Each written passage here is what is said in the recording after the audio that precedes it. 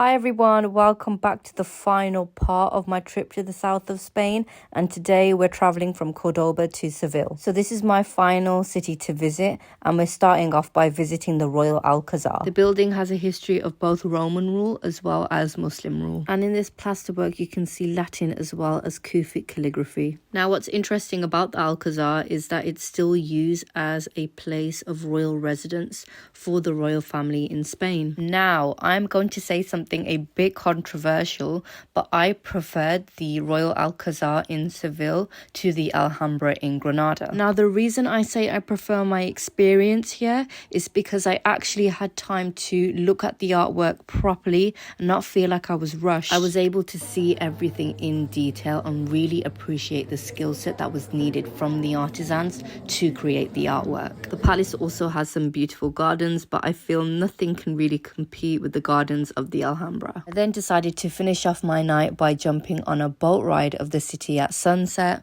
and it was great to see the landscape as well as compare the difference between historical buildings and more newer builds in the city. For my last day of the trip, I started off by visiting Seville Cathedral. The cathedral was actually closed for an hour as there was a religious procession going on, and you can just see how many people were gathered around at this time. When I entered, I made my way towards the bell tower, and let me just say there was a lot of steps to get here. The bell tower actually used to be a minaret at the time when the cathedral was a former mosque, and you can really see a view of the whole city at the top. My favourite part of visiting the cathedrals was seeing all the beautiful examples of stained glass windows. What I didn't expect to see was Christopher Columbus's tomb in the building, which is quite interesting. After that, since I visited the museums in Cordoba and Granada, I wanted to visit the one in Seville too. I just wanted to point out this geometric pattern ceiling because I loved how it looked. I also saw a beautiful printmaking exhibition in the space,